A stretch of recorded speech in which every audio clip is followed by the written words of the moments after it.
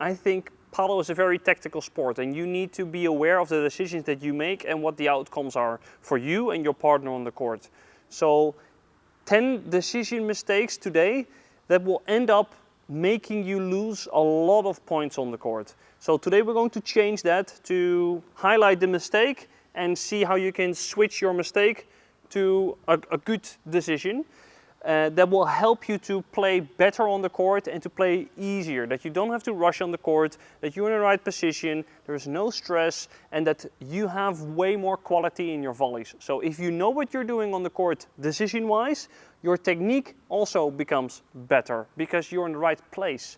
You have the right footwork. So we can work on the footwork how much we want, but if you're not playing the ball in the right place, you have to rush anyway, your footwork is going to be terrible anyway. So decisions is where it all starts. So if you're making one of these 10 decision mistakes, this is the reason that you end up losing the matches that you're playing. So, vamos! Sigue. Ah, lekker boelie! And we have sales on justpadel.com.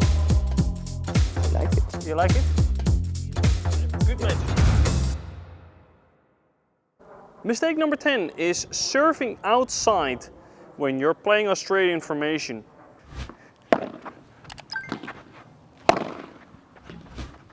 So if you are serving outside, so let's say I play on the left side, I have to go to the left side after I served. It is way easier for your opponent to pass you if you play outside. That means towards the glass. I know that some people don't like it when you serve to the glass, and you can win a lot of points by this. If your serve is going well and your opponent makes a lot of mistakes, it is absolutely fine to serve towards the glass. If it's not the case, if your opponent is very good with the glass or he's able to take it before the glass, don't serve outside. It will be way better to serve into the body or to the center of the court, because then they will not pass you and you will be very comfortable at the net, because you don't have to be scared that you are getting passed.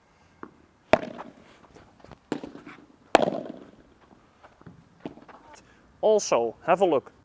If I'm serving cross courts to the player on the left and I'm staying on the left side, I only have to go to the second post covering the center. So this is not so far that I have to go. If I serve from the right side, I'm playing Australian formation, I have to go to the first post all the way here to cover the court.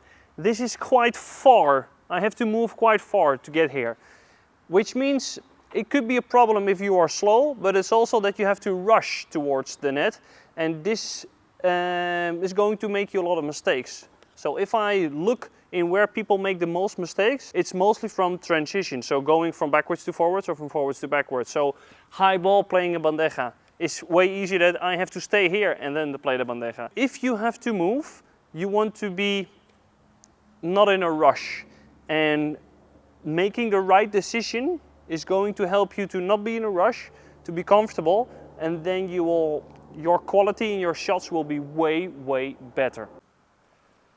Mistake number 9, not playing and moving. This is something that I call thinking multiple steps ahead. So if you're a good player, you actually think 31 steps ahead. Of course not, no, but 2 or 3 steps ahead would be nice. And playing and moving helps by that. When you change the angle of the ball, you have to change position. And many players are changing the angle of the ball and also increasing the speed of the ball. So what I would normally say is, or you play faster to the same place, or you change the angle. If you change the angle of the ball, you need to change position. Oh! What a stupid mistake. So what is important is that you know where to go after that shot. So maybe in defense you played a wonderful soft shot on the feet. You need to move 1 step forwards, because they might up ending playing the drop shot, or you can volley the next ball and you can take over the net. If I play a rouleau to the fence, I need to know that I need to cover the center.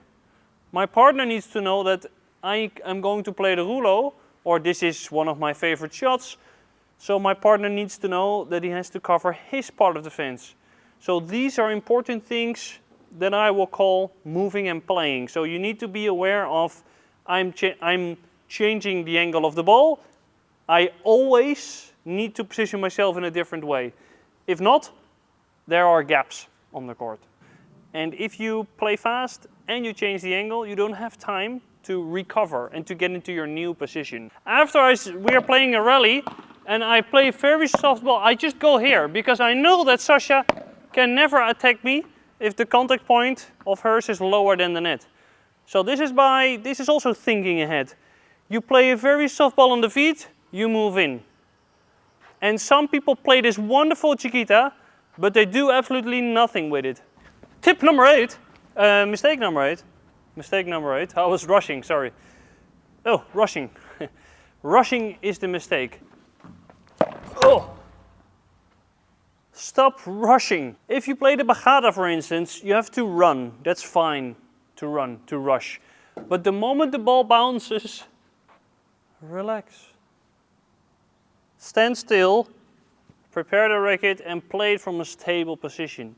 If you're coming to the net and you're still running and they play to your left or to your right, you're going to make a mistake. Only when you're getting lobbed, you're allowed to run.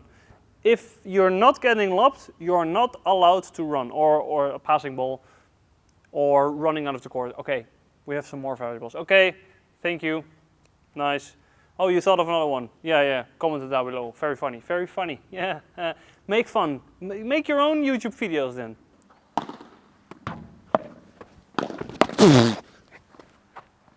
Holy moly, this is not what you want, ladies and gentlemen. Calm down, calm down! So it's better to make a split step and to play it from further away from the net, but I'm stable and I'm controlled.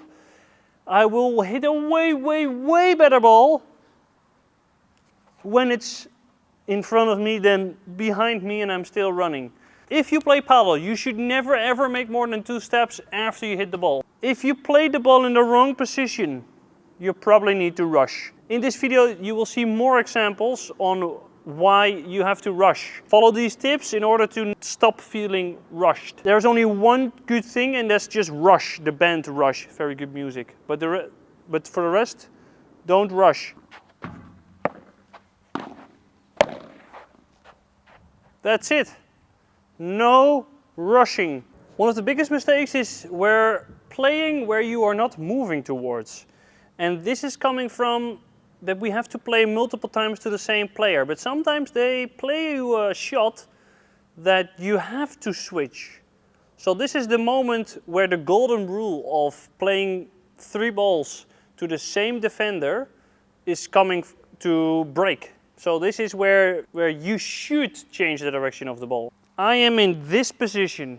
I am allowed to play my forehand volley to the corner. If I am moving to this side, I am not allowed to play in that corner because I am with my balance in that area and I am leaving a very big gap open on this side. So this is not a good idea. Let's say I put pressure on the player on the left. The ball just came from the player on the left and I will get a backhand volley. My backhand volley can go there, perfectly fine. But if that player plays a little bit more and I have to move to this position, should I play to the same player, so where the ball is coming from? No, because I need to recover that. So if I am moving towards the fence, my next shot, I will probably get in the center and I probably lose the point and I have to rush. So this is where you are rushing because you made a wrong decision. If I am moving towards the fence, if I play straight, I am in a good position. And my partner has time enough to recover his or her position. So, play where you are moving towards. If not, you need to rush and you will make mistakes.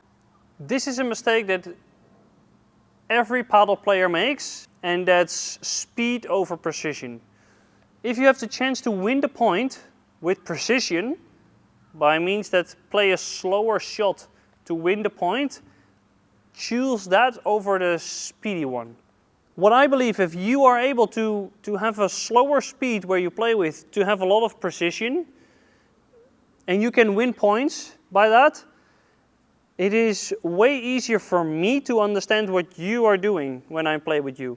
If you are playing fast all the time and you have zero precision, it is very difficult for me to play the match because I don't know where the ball is going to end up. What is enough? If I play with 70% of my speed to the backhand of the player on the left side, we win the point, we leave it by that. It's enough. We don't need 100 because 70% is enough. So if you're not playing that 70% and you are physically able to do that, I would get very upset if you go for 100% because you don't need it. Even the smash out of the court, if you look at Augsburger, when he's playing his smash always bounces super high on the glass. His smash is always bouncing higher than these screws. It's insane. His precision is insane. So if he's going to play faster, he is going to lose precision. He's going to hit the fence. This is not what you need. So if you're playing with old balls, for instance, just stop smashing. Because you are going to want to play too fast and you're going to lose precision. If LeBron is smashing, he has a smash that is bouncing very close to the glass and it bounces super, super high. So his precision is on point. So you need to calculate percentage-wise on if I play on 70% of my speed, I have 100% precision. If I play on 90% speed, I have 50% precision. Precision is above speed. Because if you play the correct angle, if you play to the fence, if you can play a fake smash, you will win way more points. If you're smashing, you don't need full power. You don't need full power with the smash. You need to play a smash with a good, fluent and relaxed technique. So no power, because your precision percentage will drop. So if you are not playing with precision above speed, you're gonna lose matches like crazy. You're gonna lose a lot of points and your partners will not like to play with you again. Because you're going for your victory. You're going to play a singles match in the paddle match. This is not how you play paddle. If you play and you make a plan with your partner, we're going to play more to the side wall because the player here doesn't have a good backhand and you are making a mistake to hit the glass, perfectly fine, because this is the plan. This is a good mistake. This is what you and your partner needs to discuss. Good mistakes and bad mistakes. We're going to play to the side wall. Oh, I hit the side wall. I hit the glass, not on the ground first. Okay, good mistake, because this is the plan. Oh, I played that shot too fast. That's a mistake, because this is not what you need. His backhand is bad enough. You can win a lot of points if you just play to the side wall with 50% of your speed. There is a lot of satisfaction in playing a good tactic, creating a tactic, and that it works. So if you keep playing, if you have the discipline to keep playing the plan with the correct speed, you will gain a lot of satisfaction for that. The next mistake is not coaching your partner. For me, I get a lot of stress if I don't know where the players are. And also, you can get a lot of free, easy points if you know where your opponents are positioned. So let's say I am about to smash and you say they are coming, I can just play very soft smash in the center of the court, I win the point. If you're not telling me this, I'm gonna smash the ball out. He's going to run out of the court, play an amazing ball, feel very good about himself, and he changes the entire flow of the match. So you need to tell your partner the following things. If you're at the back of the court, who is at the net? 2 at the net. Right is backwards, left is backwards. Both very close, both backwards. If I have to play a bajada and I know that my opponents are at the back of the court, I'm not going to play the lob. So if you're not telling me they're at the back of the court, I might up playing the lob and they are waiting for the ball. It's super easy. When we're at the net, I need to know where they are moving. Are they moving in? Because they might play a very high lob. I get an overhead. I need to know, are they running out of the court? Are they coming? Are they back? Some people also tell where they are, because if I am very close to the glass, so if I am defending and I had a very difficult shot, it would not be a good idea for my partner to play the Chiquita, for instance. So you also have to consider your partner's position when playing a certain ball, because you need to move, but also your partner needs to move. It's not really decision making, but for me it is a decision to work on it. So it's a decision for you to play games and to just focus that particular game on, okay, I'm going to tell my partner where they are, because this is something that will help you improve, and this is also something that people will like to play with you if you are good in coaching. And this is something that everybody can improve. So if you cannot talk to your partner, your stress level is too high. So what I would recommend to play matches, and only thing you have to focus on is tell where they are, and with a calm voice. They're at the net. Not, they're at the net, they're coming! I will get a lot of stress if I was playing with you and you shout where they are. It's very difficult. So they're coming, left forward, right is back, or just ask, do you want to hear who is at the net or only who is at the back of the court? Because if the player on the right is back, I always play to the right player. You can also say, let me make a decision. What I personally don't like is that I have an easy ball and say, go for it, go for it. Oh, I was not about to smash, but then, oh, smash! Mistake. So it would be better just to say where they are. Close or back. No stress, because if you feel the stress and you are going to give that to me, it will be very difficult. So they're back, they're coming. Close, they're close at the net. You don't have to shout, you're very close to your partner. Relax, ladies and gentlemen.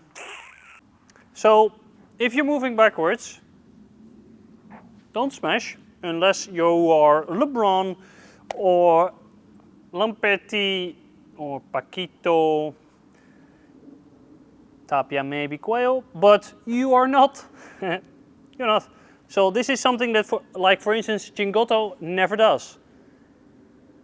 Never. So he only smashes when he's absolutely certain, because his smash is not amazing. It's good, but it's not Tapia level, so he cannot smash as much as the other guys, so he does not do it. This is why he's so good. So if you're moving backwards, play soft. Play into the corners, because you want to get close to the net. If you are moving forwards and you are able to smash, go for it. You need to smash. You need to show your opponent that it's not okay to play easy lobs to you. So your opponents will feel stressed if you smash the balls out, because they need to be absolutely sure to play a deep enough lob. So they will probably make mistakes in lobbing deeper because you're smashing them out of the court. So, and if you miss a lot of smashes or they can counter you, you're moving backwards, you go for the smash. Do you think your opponents are not aware that they can get a lot of free points by that? So there are a lot of guys that you are playing against that know that if they play deep lobs to you and you keep smashing them from far, that they actually win a lot of points against you. You need to be aware of this. So statistically, you're going to lose more points than you win if you're smashing when you're moving backwards. So stop doing that. The next mistake is to don't play difficult overheads to the center of the court. So if you're moving backwards and you don't feel comfortable enough with your overhead, you're moving back and you play to the center and the ball comes up, you're going to lose a lot of points. Even though you might not have a bandeja, you can just play soft to the corner and the ball will die. So if you are struggling while you're moving back, I would recommend most intermediate paddle players to play into the corner. If you are far from the net, but you're stable, you can play to the center. But if you're still moving, just don't go for the smash and don't go for the Vibora, bandeja in the center. Just go for the corner, because it's safer. If the ball goes against the glass twice, it's way easier. So there's a lot of space now over there. Hatsa! this is what will happen to you.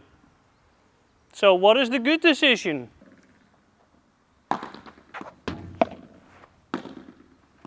Nice. So now Sasha was able, she was in a good position, she was stable, in the middle is fine. If she's moving backwards, it would be better to play into the corner. Yeah.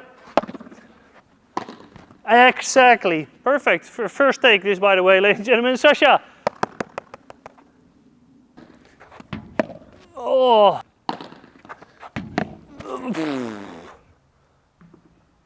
Don't lob on difficult shots like this one. The ball was very low. It is very stupid. So what I would recommend is to play lobs when it's in between your knees and your hips. If the ball is lower than your knees, it is very difficult. I think it's easier if I step over the net. If the ball is lower than your knees, it is very difficult to lob high enough and to have good precision. If the incoming ball is super fast, it's very difficult to play a lob. So every ball that is low, fast, or between your toes and your knees, play down. Just play to the body of your opponent. This is one of the most common errors that I see in Padel, is that you want to lob the ball. Like, oh, if you're in trouble, play the ball high because you have more time. No. It is better to feed them an easy volley than an easy smash. So what would you rather have, ladies and gentlemen? The ball here or that one? The Padel is only about the height of the contact point. So if you have the highest possible contact point on the court, you are winning. You're in charge, even though you're at the back of the court. If you feed me a high lob, I'm at the back of the court and I can contact my bajada here, I'm going to kill you. Bam! So it's all about the height of the contact point. If I'm at the back of the court, or if I'm at the net, but I hit the ball here, there's not so much I can do. I have to literally defend at the net. If you feed me the ball here, thank you very much. So if the ball is difficult, play down. If the ball is high, you're not going to play the lob as well. You're going to play down on the feet. You need to take advantage of that. You need to start doing that. I saw you play it recently. High balls have to go down. What is the number one decisional mistake what people make on the paddle court? And this is by far the biggest. And this is the reason why you feel that you cannot pressure your opponents. This is the reason why you feel that you need to hit harder, you need to do something extra because you're not winning the point. And the main reason is that you're not playing 3 balls to the same attacker or to the same defender in a row. If you are not playing 3 balls to the same defender in a row, you will never hurt them so much because they're not getting into that stress. So if you're playing your backhand volley there, which is a very nice ball, but you play the second ball to his partner, this is very wrong. The biggest mistake by far that you can make on the court. He's under pressure. He's close to the glass. There is space in the center. His partner is relaxed, ready for everything, in a good position. In Padel, the court is so small. It is so difficult to win the point if somebody doesn't make any mistakes. You need to grind the point. You need to build up the point. You need to play in the center, open corner, corner, middle, corner, middle. If you're from the back of if you are at the back of the court, soft on the feet, high over them. Soft on the feet, high over them. I'm not going to play soft on the feet. The net player moves all the way here to get the ball, and you play the next ball to my partner. He's ready. If you feed him the lob, it's easy for him. If I need to reach, I'm still moving forwards, then you play over my head. I need to run back. I am never going to play a good shot back. So everything on the court gets so much easier if you just play 3 balls to the same player. Also for your partner. Your partner knows what's up. If you switch, your partner has an open space. So 3 balls to the same attacker, 3 balls to the same defender. I cannot address this enough because this is so important. This is basic structure. Unless playing where you're moving towards. So if I have to play there, but I'm moving to this position, I am playing in this position because I'm in a good position again. So 3 balls to the same player unless you have to move somewhere else. So by far biggest mistake that you need to change. So it's also very easy to solve. Listen, who's the worst player on the court? Him or him? Okay, play every ball to the player on the left side. Bam. And then start with that. You can surprise the right-sided player now and then, but just start every single match that you're about to play to just start by playing at least 3 balls to the same player, and I would highly recommend to do that cross courts. So if I'm playing on the left side, I'm gonna play a lot of the balls cross courts. There is no need for me to play with the player in front of me because I cannot hurt him that much. If I'm playing on the right side, if I'm left-handed, right-handed, or I play with my feet, doesn't matter. I'm going to play with that guy because I cannot hurt that player so much. So it's all about where to play the ball, decision making, and winning that tournament. So I hope you guys like this. If you want to recommend me a top 10 list that I can make for you, let me know below. If you want to see any other videos, recommendations for videos, let me know below. If you can subscribe, that would be nice because we want to have 100,000 subscribers. You get a silver play button from YouTube. It would be a nice achievement. So we're very close to 50,000.